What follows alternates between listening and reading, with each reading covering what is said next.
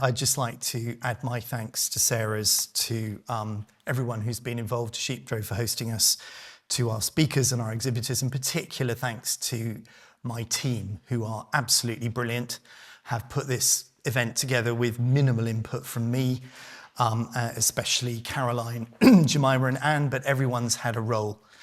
I just want to take a moment, if I may, to take a step back and thank Sarah for her efforts and time and commitment to chairing the North West Extends Partnership, because this is her last annual forum as chair of our Council of Partners. She's planning to step down in March. We're interviewing for her successor day after tomorrow. She won't be sort of giving you a farewell speech, but I wanted to pay tribute for the sheer amount of commitment she's put into the team, to supporting me, to supporting the partnership during her time. So thank you, Sarah. Focus today is on farming and land management. However, I'm going to give you a very swift overview of our other work, but of course it's all linked to farming and all linked to today, because farmers have created the landscape that we're here to conserve and enhance, and they're continuing to maintain it and in many cases enhance it. So very quickly, and some of this will have been covered by Sarah already, North West Extends National Landscape.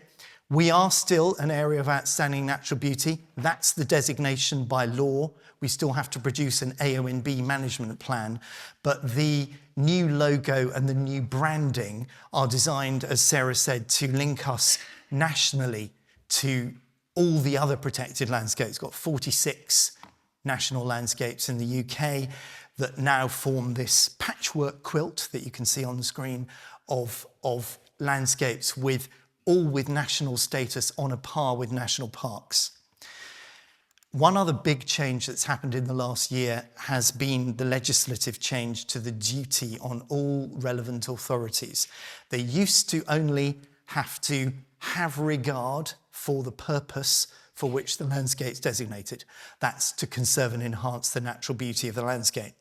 Now, as of last year with the Levelling Up and Regeneration Act, they must seek to further the purpose of the designation, which is a significant strengthening of that duty, alongside changes to management plans and the ability of the government now to set targets, as Sarah referred to, in our management plans, and require those relevant authorities to do or not do certain things in relation to the management plan and the purposes. So a stronger plan, stronger purpose.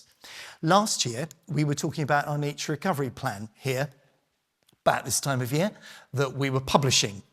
And I am very conscious that there were targets in that plan that were quite demanding, and we have a lot of work to do. This is a map of the designated local and national, international designated sites within the North West Extends for nature conservation value.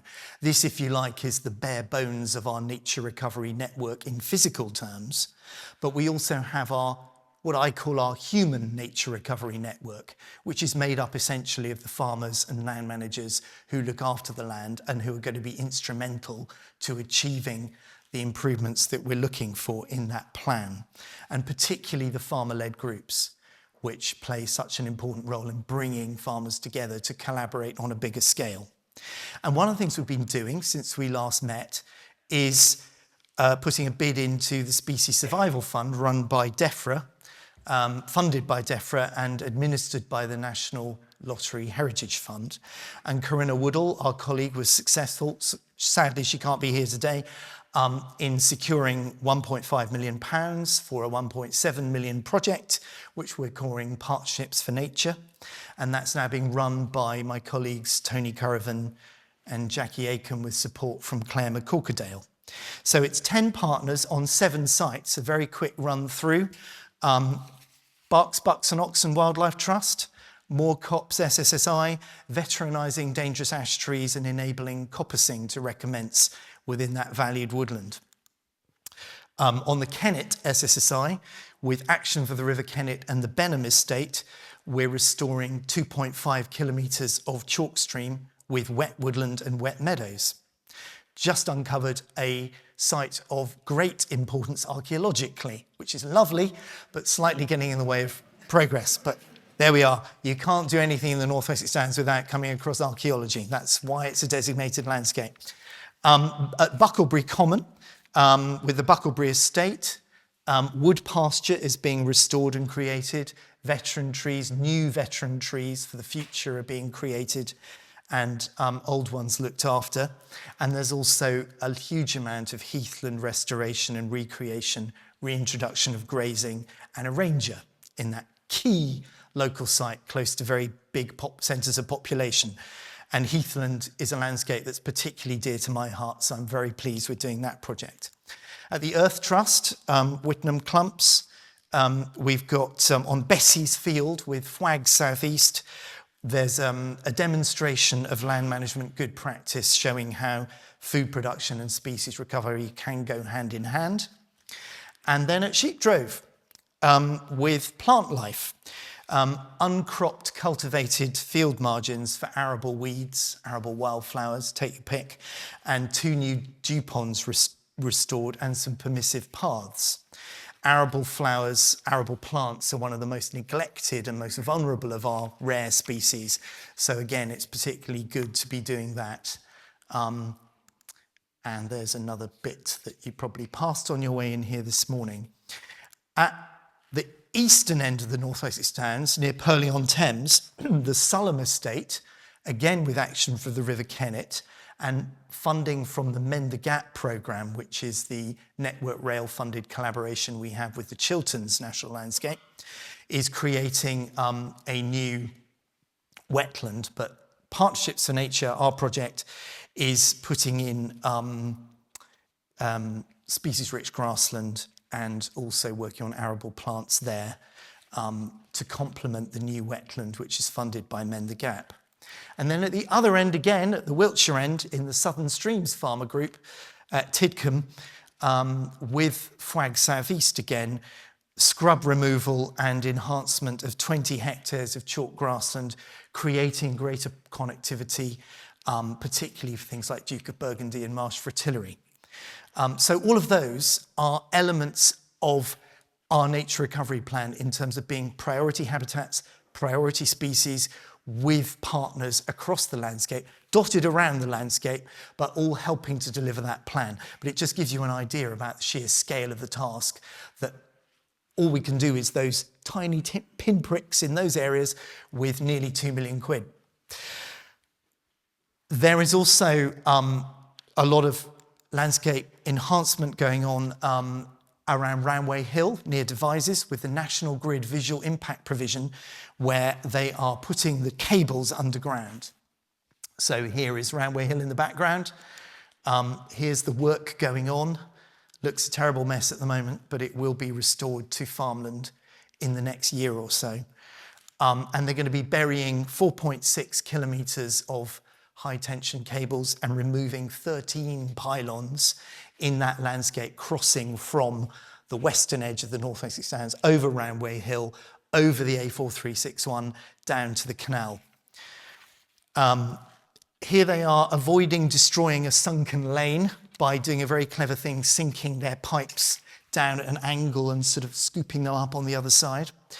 And with the Southern Streams Farmer Group, Simon Smart, who's here today, we're proposing habitat creation and enhancement there as a byproduct of that project as well. And this is another Simon on the left, Stuart, and Amardeep, who is the project manager, just posing for my photo there. So, right, enhancing is great, but all enhancement work is built on a foundation of effective protection of what we've already got. And our planning work is a core part of what we do. Becky Davis in our team, believe it or not, managed to do all of those things in the last year, which I think is pretty phenomenal, responding to just under 300 planning applications on its own without everything else. And that's a key part of what we do, working with our local authorities, advising them and parish councils and agents, developers, on the landscape impact of their proposals. I'm going to say almost nothing about FIPL because we're talking about that later, but I just want to pay tribute to the work that Jemima and Catherine have done implementing our Farming and Protected Landscapes programme in the North Wessex Downs, and Richard Clark, who's chaired the local assessment panel, and all the panel members without whom our decisions would have been far less well informed and much less accurate, I think, in terms of distributing the money. DEFRA also has an Access for All fund, and this year we've just allocated about £250,000 for access enhancements projects across the whole 4 counties of the North Wessex Downs, particularly aimed at widening access within the landscape. And this is a picture of one we did 2 years ago with the Bucklebury estate. Our walking festival had another very successful year, promoting the use of those paths. And thanks to Jackie and Anne in the team for leading that programme, and also all of our partner organisations. We can't do this without our partners. 24 partner organisations running that week-long festival, celebrating of everything the North Wessex Downs has got to offer. And not forgetting heritage, we also are running our Ridgeway Heritage Project, Historic Ridgeway Project with the Ridgeway Partnership, funding from Historic England and other partners whose logos you can see on there. This is bringing access and heritage and nature together, training volunteers from the local area to survey scheduled and unscheduled sites for heritage interest and make recommendations about improving access and interpretation, improving their conservation, and also improving the sites for nature conservation. And that's run by Dan Bashford on our behalf. Now, Visual Impact Programme at Roundway Hill is about repairing the landscape harm from infrastructure. So is the Mend the Gap programme at the other end in the Thames Valley, a collaboration with the Chilterns National Landscape and the Railway Action Group, which is a community group.